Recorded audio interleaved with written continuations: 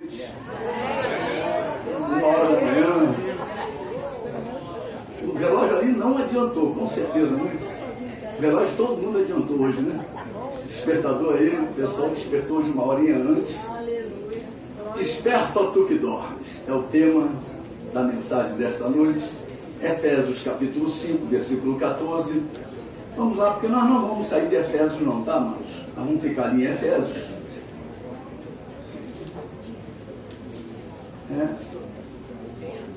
As crianças até 9 anos podem ir para as salinhas de aula. Tem criança até 9 anos aí? Então a hora é essa. Salinha de aula. Efésios 5, versículo de número 14. Você que tem mais de 9 anos, está com a sua Bíblia a postos. Diz assim: pelo que diz, desperta, ó tu que dormes, levanta-te de entre os mortos e Cristo te iluminará. Nós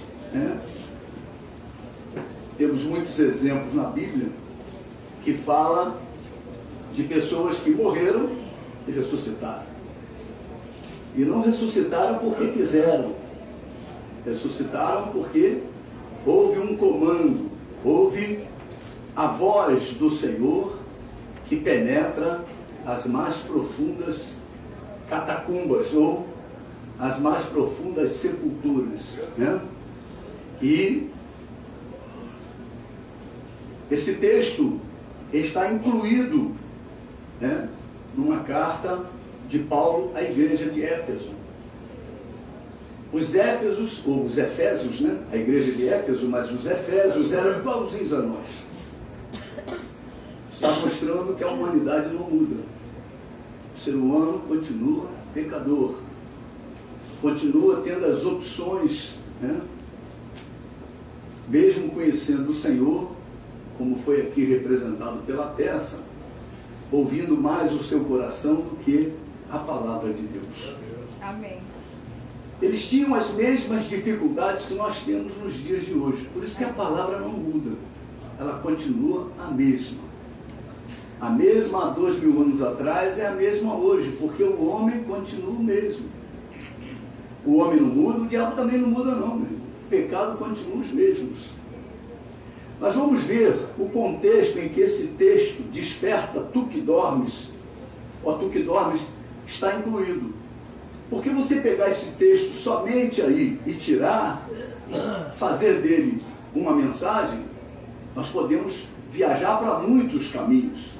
Como ontem o pastor Wanderson caminhou no caminho de quê?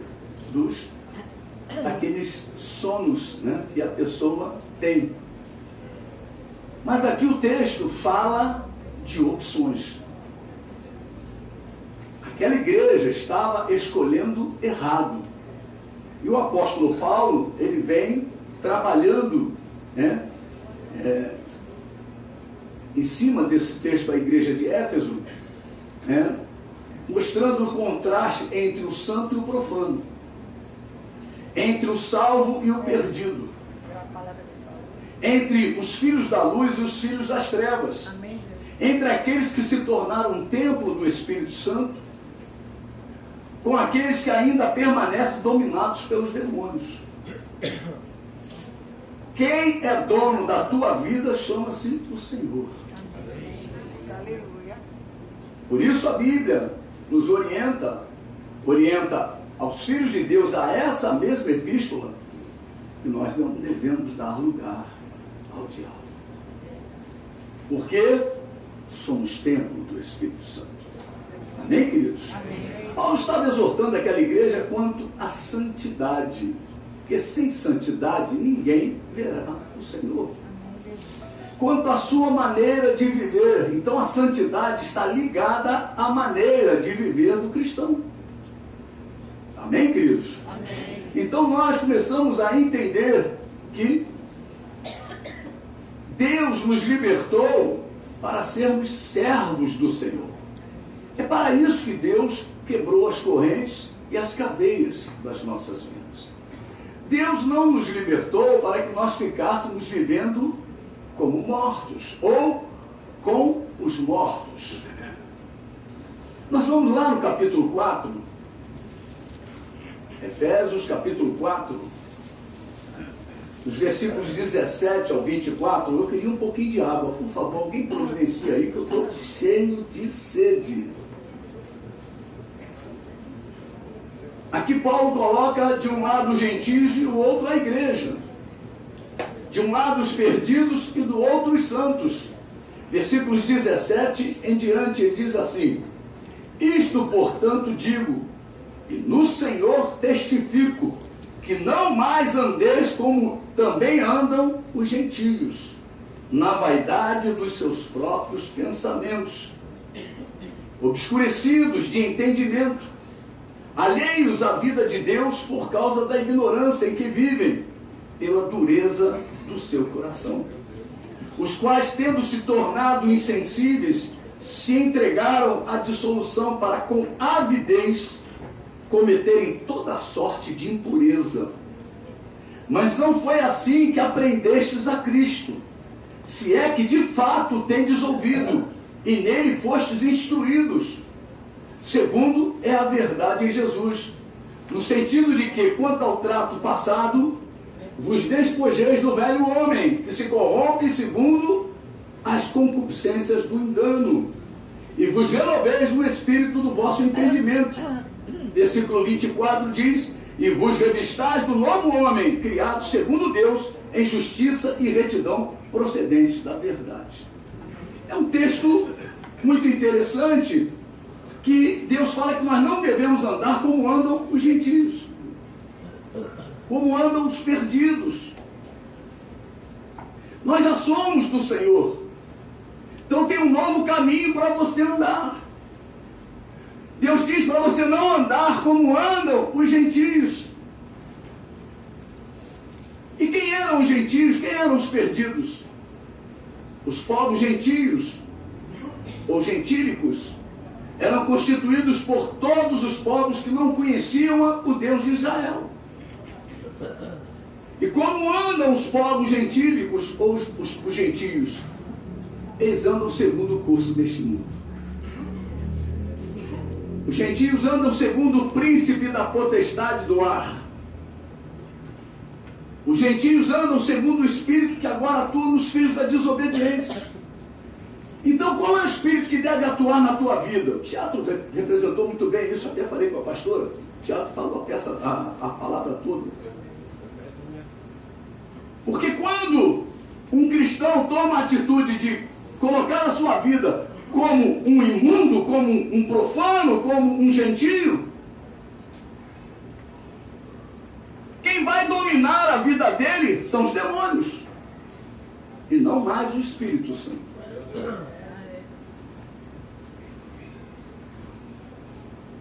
Eles andam, os gentios, segundo o Espírito que agora atua nos filhos da desobediência.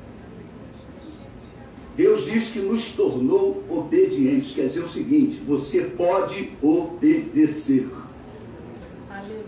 A opção da desobediência é uma opção na tua vida, mas você pode obedecer. E a igreja como deverá andar? A igreja deverá andar fora deste ambiente. Que ambiente? O ambiente dominado pelo príncipe da potestade do ar. Trazendo para uma linguagem mais compreensiva, trazendo para uma linguagem mais didática, o apóstolo Paulo nos afirma que a igreja não pode mais ter um estilo de vida, os prazeres da vida, conforme aqueles que se encontram entre os mortos. Nós não podemos mais ter o estilo de vida que tínhamos. Qual era o meu estilo de vida? Gostava de beber, gostava do pagode, gostava, de outras coisas, a linguajar. Tudo isso retrata os gentios. Mas dentro da igreja você não vê o púlpito falar palavrão, você não vê os irmãos falando palavrão, pelo menos dentro da igreja. Em casa eu não sei, em casa é você e Deus. Então nós precisamos ter um posicionamento de crente e não de gentio.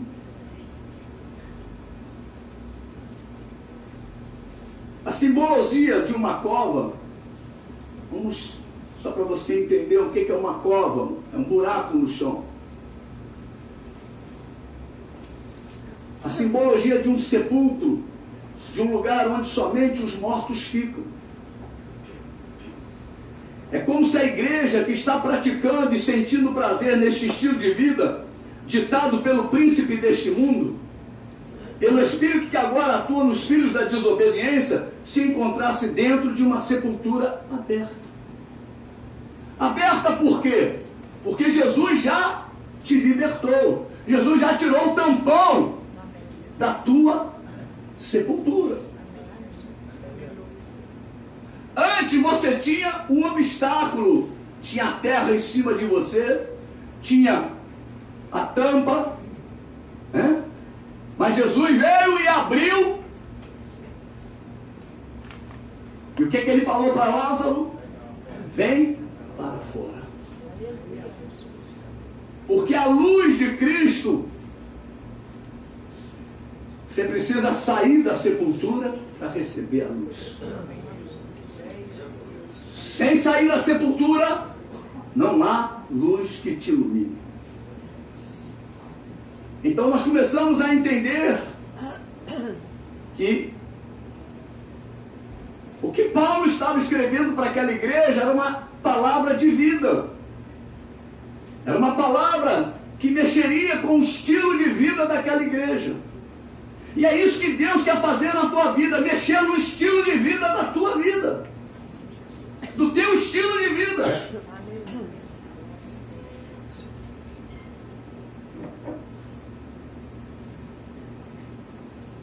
Existem dois ambientes.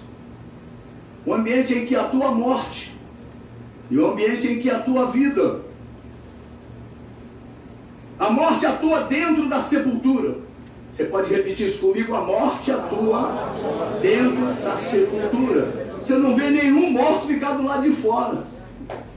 Você vai, sei lá, um sepultamento, o pessoal bota o caixão assim do lado, vai todo mundo embora, fica ali o caixão. Tem que enterrar. Então a morte se concretiza como a palavra de Deus diz: do pó veio e para o pó voltará.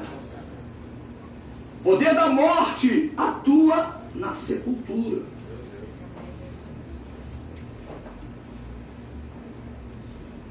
Dentro dos sepulcros. Já a vida atua fora deste.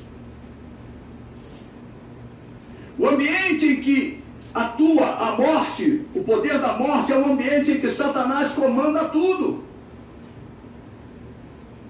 Por isso a ordem é: saia, desperte e levante de entre os mortos.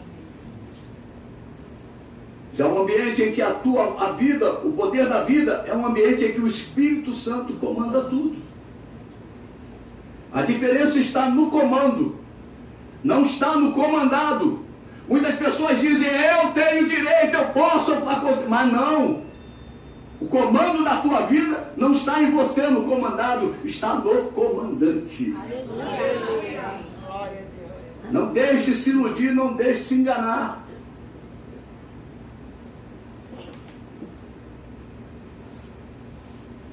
Tem pessoas que dão a impressão de que estão vivendo no ambiente da vida, mas na realidade estão vivendo no ambiente da morte. Pois quem dirige a sua vida e as suas ações é o príncipe das trevas. Existem dois reinos, não brinque com a verdade. Existem dois reinos, o reino das trevas e o reino do Filho de Deus. O reino das trevas pode tudo sem limite. Já no reino do Filho de Deus, tudo pode, mas com limites.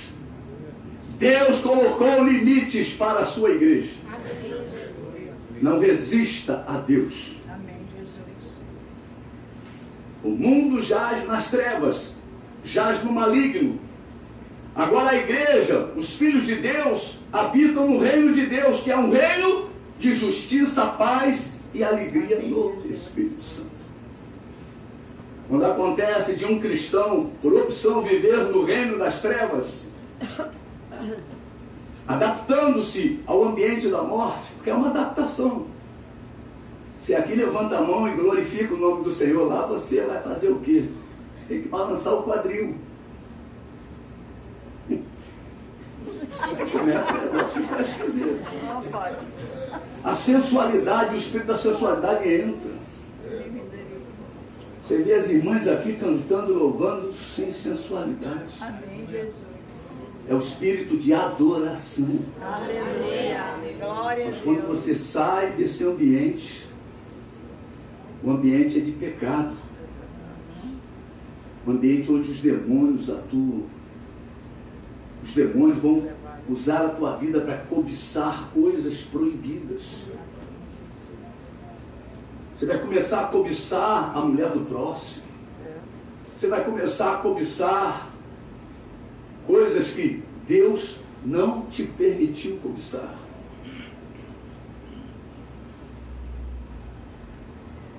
Louvado seja o nome de Jesus. E a palavra de Deus vem dizendo que esse cristão está com o seu entendimento obscurecido. Quando ele toma essa atitude, é porque o seu entendimento ficou obscurecido. Se encontra alheio à vida de Deus, por causa da sua ignorância em que vive, por causa da dureza do seu coração. O coração é a terra que o Senhor gosta e ama passear. O coração é onde a palavra de Deus é semeada. A palavra está para o coração, assim como a chuva está para a terra. A palavra de Deus tem a capacidade de amolecer o coração. Você tem opiniões, mas Deus, se você permitir, Deus vai mudar as tuas opiniões. Deus vai transformando a tua vida. A chuva de Deus vai descendo sobre a tua vida e vai amolecendo aquele coração endurecido. Amém, Jesus. Aleluia. Mas quando o coração não é receptivo à palavra de Deus, ele permanece duro e pedregoso. E tem muitos cristãos vivendo desta forma. Quando o coração fica desta forma endurecido, ele se torna insensível e está pronto para entregar aquela vida à dissolução. E o que é dissolução? São palavras que nós lemos aqui. Dissolução é decomposição. Vai lá no dicionário e coloca dissolução. Está escrito decomposição. Sabe o que é decomposição? É quando nos tornamos cadáveres. Entramos em decomposição. A dissolução desagrega. É a desagregação. Aleluia. Decomposição é exatamente o estado de um morto passa a ser. Ele entra em decomposição, ele passa da vida para a morte. É muito rápido, meu irmão. Basta morrer. Tem pessoas que acham que dar um pulinho lá e voltar, não vai nada acontecer. Mas tocou na morte. Entrou em decomposição. Sabe o que quer dizer isso? Começa a feder.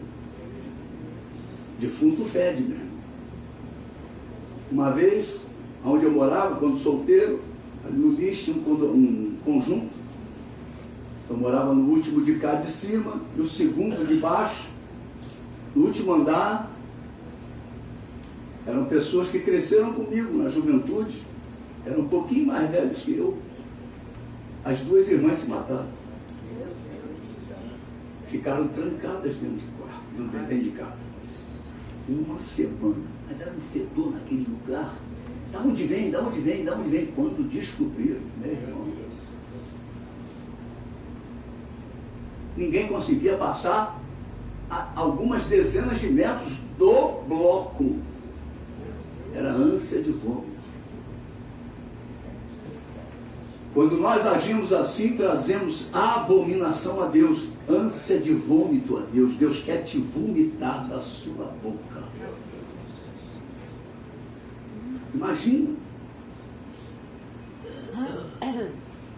Porque você começou a entrar em decomposição. Você saiu da vida para a morte. A dissolução leva o homem, leva o crente a cometer toda sorte de impureza. Deus nos orienta a olharmos firmemente para Cristo. Nos orienta também a crescermos na graça e no conhecimento de nosso Senhor e Salvador Jesus Cristo. A única verdade é Jesus, o resto tudo é mentira, igreja. A primeira orientação da verdade é com relação à velha vida, ao trato passado, ao velho homem. Despoje-se do homem, do velho homem, que se corrompe segundo a concupiscência do engano. Diz o apóstolo Paulo, e o que representa esse despojamento? É o ato de despojar, é o ato de lançar fora. Você tem que pegar a tua velha vida e lançar fora.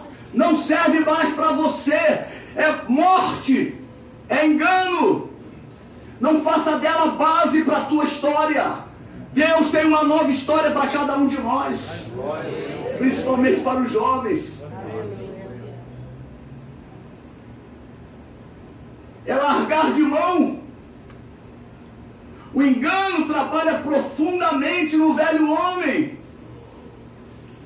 É no velho homem que o engano trabalha. Lança-o fora e o engano não mais terá como trabalhar na sua vida. No momento em que você vive a nova vida, o engano nunca mais terá oportunidade na tua nova vida. Porque o engano trabalha no velho homem. Isso é ensino, igreja.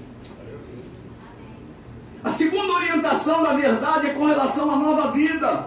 A vida proposta por Deus ao novo homem.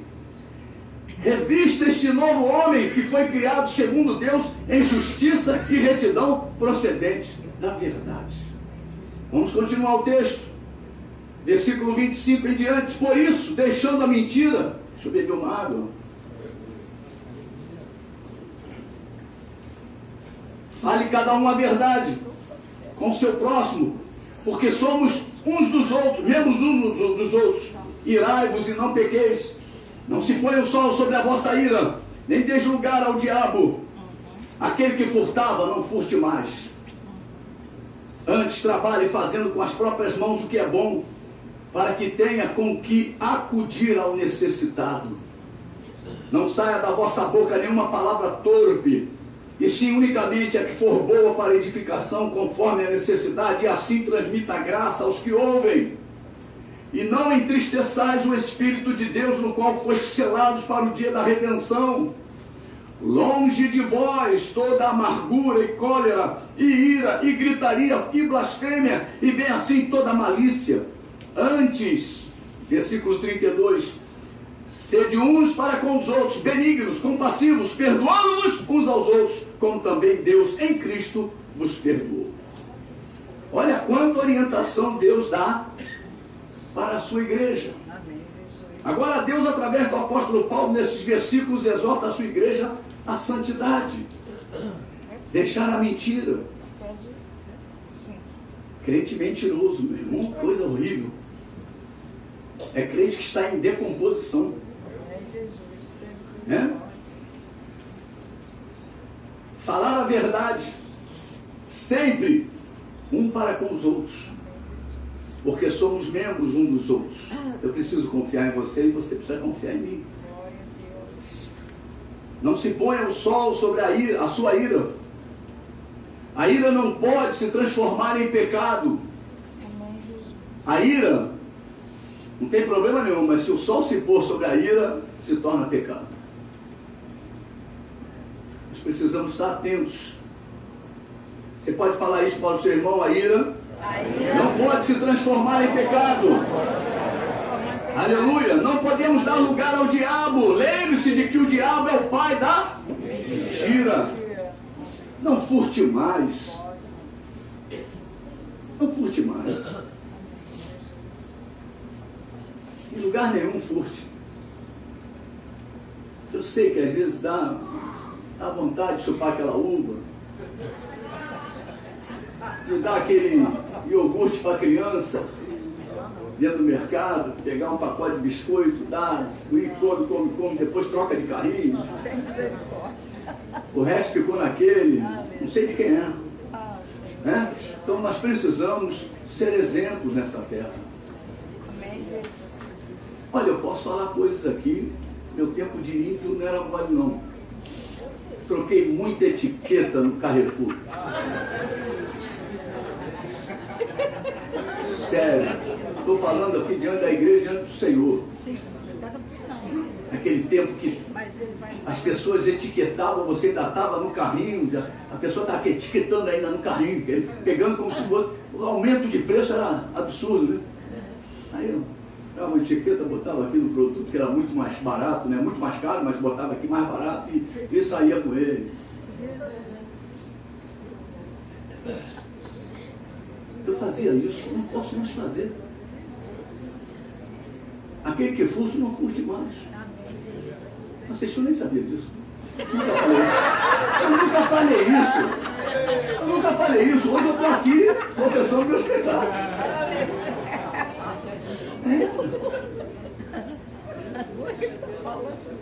Quando a Bíblia diz não furte mais, meu irmão, é porque lá nas trevas quem comandava era o diabo.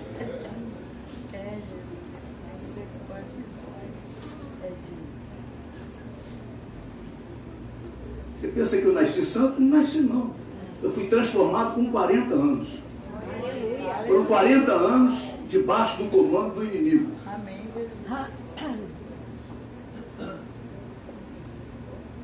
Procure arranjar um trabalho para acudir o necessitado. É o que a Bíblia fala. Nós precisamos trabalhar para ter com que acudir o necessitado.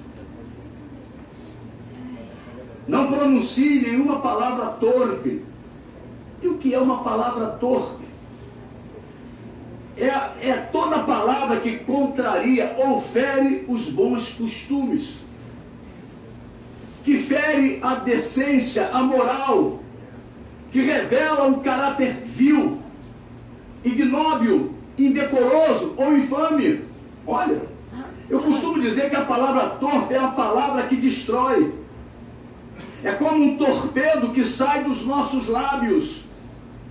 Você está entendendo? Diga amém. Amém. Um outro segredo que Deus revelou ao apóstolo Paulo para nossas vidas é não entristecer o Espírito Santo de Deus. Amém, Jesus.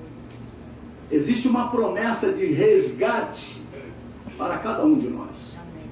Seremos resgatados. Nós estamos nessa terra difícil, né?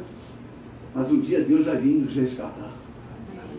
Deus vai te tirar dessa terra. Deus vai nos tirar dessa terra. Amém, Jesus. Precisamos viver para agradar a Deus e agradar ao seu Espírito Santo. Aleluia. Glória a Deus. Devemos nos afastar para bem longe de toda amargura, cólera, ira, gritaria, blasfêmia e toda malícia. Meu irmão, quem tem que se afastar é a igreja. O negócio está estreito. Mas tu vai, Joaquim? Estou indo embora. Não tenha vergonha não, você está agradando a Deus. Se você ficar, você vai ser flechado. Vai virar São Sebastião.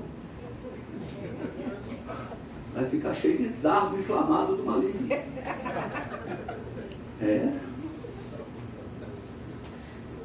Antes de tudo, diz o apóstolo Paulo, devemos ser uns para com os outros benignos.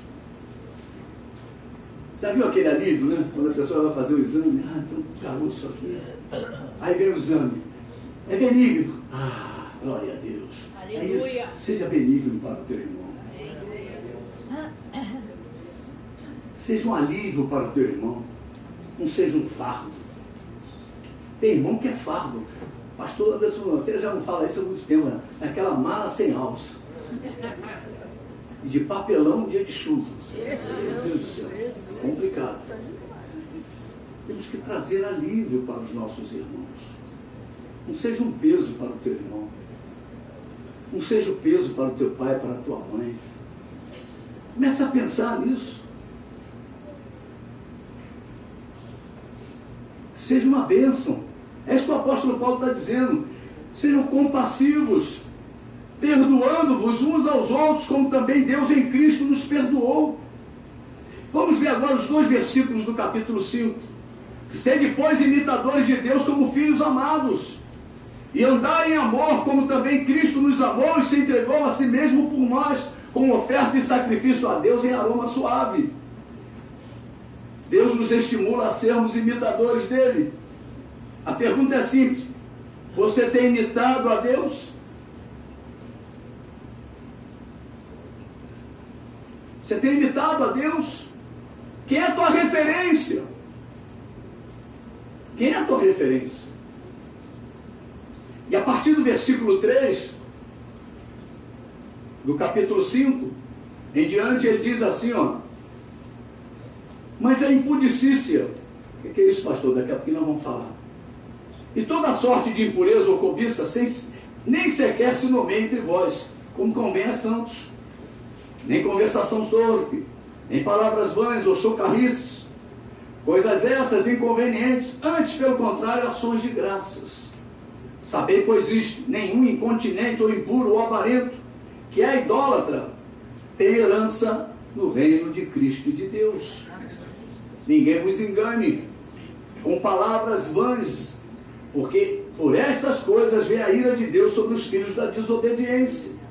Portanto, não sejais participantes com eles, pois outrora eras trevas, porém agora sois luz no Senhor. Andai como filhos da luz. Porque o fruto da luz consiste em toda bondade, justiça e verdade, provando sempre o que é agradável ao Senhor. E não sejais cúmplice nas obras infrutíferas das trevas, antes, porém, reprovai-as, porque o que eles fazem em oculto só referir a vergonha. Mas todas as coisas, quando reprovadas pela luz, se tornam manifestas, porque tudo que se manifesta é luz. Produzir fruto é a razão da vida do cristão. Você pode falar isso para o teu irmão? Produzir um fruto é a razão da nossa vida. Nós não podemos produzir obras da carne. Em primeiro lugar, o apóstolo Paulo fala de impudicícia. E o que é impudicícia? Falta de pudor, falta de moral, é a imoralidade, é a falta de vergonha, a falta de honra, a indecência. Olha, isso é impudicícia, é a desonestidade. Não seja desonesto. Quando nós falamos sobre cura e libertação, uma das portas que o diabo gosta é a desonestidade. Mas quando você é honesto para Deus, você abre teu coração e fala com Ele claramente quem você é e como você está, essa porta se fecha e Deus derrama a sua glória. Amém, queridos? Amém. Aleluia! Nós não podemos produzir esse tipo de coisa. Segundo, toda sorte de impureza. É a falta de pureza, é a falta de caráter. Deus transforma caráter. Deus transforma caráter. Deus muda histórias. Deus transforma o homem. Terceira, são duas coisas que precisamos evitar: conversa torpe, conversa indecente, palavras vãs ou chocarrice, aquilo que é jocoso, gracejo, abusado, ser insolente. São palavras que querem dizer exatamente a chocarrice, gracejo abusado, né? Já viu? Aquele irmão é orelhudo pra caramba. E começa, são os famosos ali, né? A gente vê tudo aí na escola, aí, as crianças sofrendo bullying. A pessoa não é conhecida pelo fruto. ela é conhecida pelos defeitos até físicos. Nós não podemos, se nós estamos fazendo, temos que nos corrigir. A palavra de hoje é para corrigir rumos. Eu não quero entrar em decomposição. Já viu aquele filme de zumbi? Meu Deus do céu. Eu não quero ser um zumbi. Quem quer ser zumbi, diga amém. Segura a onda.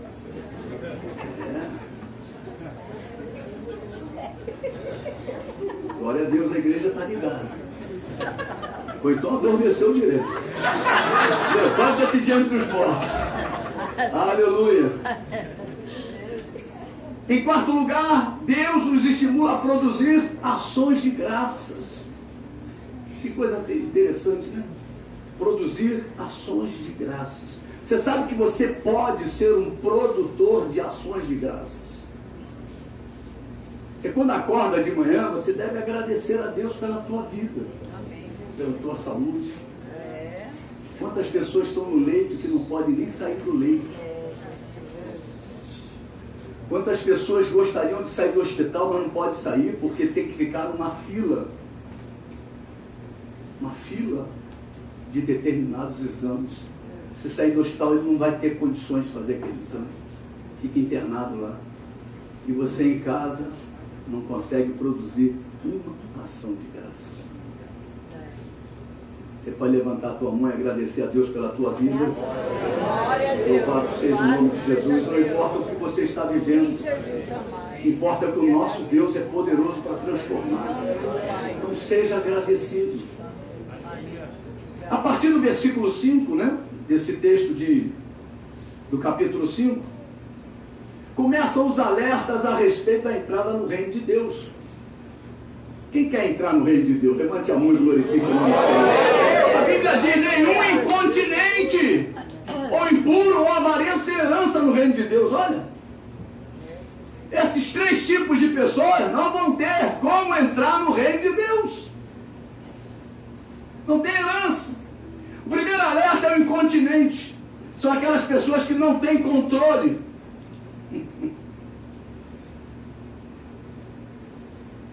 Não conseguem se controlar.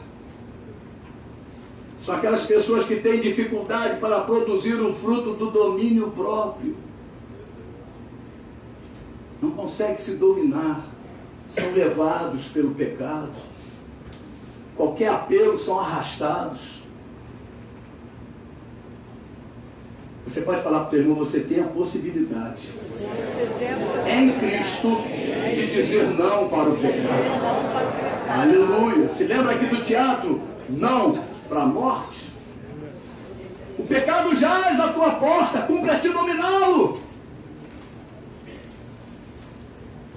Então o incontinente são aquelas pessoas que não têm controle. Qualquer coisa ela arrasta. Ela sabe que não pode, não deve se envolver com as trevas, mas chega qualquer filho das trevas, o arrasta para as trevas. Aquele coleguinha, aquela coleguinha, para não dizer não, para não ficar mal socialmente. Ela fica mal com Deus e começa a se apodrecer, começa a cheirar mal. E não adianta botar perfume francês, porque o cheiro é espiritual. Tem que botar o perfume de Cristo. Tem que exalar o perfume de Cristo. É diferente.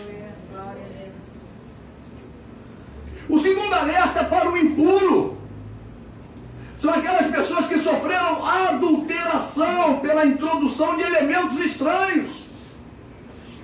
Eu vou repetir para você poder entender. São aquelas pessoas que sofreram adulteração pela introdução de elementos estranhos. Jesus já te limpou. Não deixa o mundo te contaminar. Aleluia. Não deixa o mundo entrar na tua vida. É isso que Deus está falando através do apóstolo Paulo. Elementos mundanos. Aí tem vários. É a música. É a literatura. Você tem muitos elementos mundanos que atingem principalmente os jovens. Vai te apodrecer. e vai te colocar fora do reino de Deus. Não sou eu quem diz, é a palavra do Senhor. Elementos mundanos adulteram a vida do crente. A ordem de Deus é para buscarmos as coisas do alto. Não tem nada no mundo que nos agrade, ou que agrade ao Espírito do Senhor que habita em nós. Em terceiro lugar, o avarento. Oh, Jesus, o avarento. São aquelas pessoas que são obcecadas por adquirir coisas e acumular dinheiro. É o famoso sovino. O pastor vai pedir de novo dinheiro, o pastor vai fazer de novo isso. Pô, todo culto tem ofertório. É o crente sovino, né? É aquele que não é generoso. A prosperidade de Deus é diferente, igreja. É dando que se recebe. Deus ama quem dá com alegria. A alma generosa prosperará. A palavra de Deus estimula o crente a ser generoso, a não ser sovina. Você quer ser próspero? Siga as ordens de Deus. Aleluia. Glória a Deus. A partir do versículo 6 começam os alertas a respeito das companhias enganadoras. Olha como Deus vem falando a respeito daquela pessoa que está na sepultura, que está lá vivendo com os mortos. Para chegar no versículo 14, nós já caminhamos bastante, mostrando quantas coisas levam um crente para viver com os mortos, ou viver não, para morrer com os mortos. Louvado seja o nome de Jesus. Amém.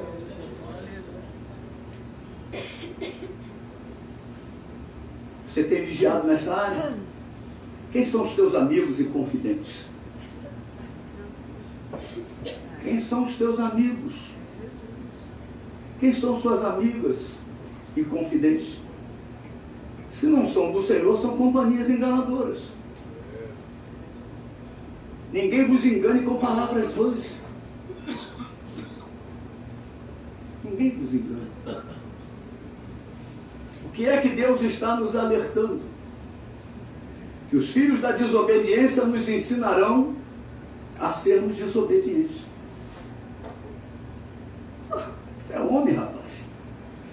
Tu não fuma. Pô, vem cá. Quem manda em você é o pastor? Aquela igreja não é mole não, rapaz. Transforma mesmo vocês tudo. É lavagem cerebral. Pô, vem cá, rapaz. Tu é um homem ou um rato? Eles começam a jogar pesado com o jovem. E o jovem acaba botando o nariz numa fieira de pó branco, acaba fumando um baseado ou um cigarro e acaba bebendo. E depois, se for menina, da escada até darem boa noite Cinderela nela. E depois vem dizer: foi o diabo. Foi o diabo mesmo. Nós precisamos alertar.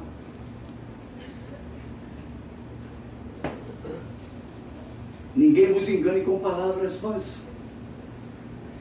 O que é que Deus está nos alertando nesta noite? Que os filhos da desobediência nos ensinarão a sermos desobedientes. E é por isso que vem a ira de Deus. Quando um crente começa a ser ensinado pelo ímpio, pelo gentio, pelo impuro, por aquele que é dominado por Satanás, o que acontece com ele? A ira de Deus vem sobre ele. A Bíblia declara: é por isso que vem a ira de Deus. E Deus complementa nos afirmando: não sejais participantes com eles. Quem tem que sair é a igreja, é você, igreja. Quem tem que sair é quem tem o Espírito Santo, quem é santificado, quem é o diferente, quem é a luz, quem é o santo. Aí Deus nos lembra quem nós éramos. Muitas vezes nós nos esquecemos de quem nós éramos. E Deus nos lembra que nós éramos trevas. Olha, os versículos estão aí.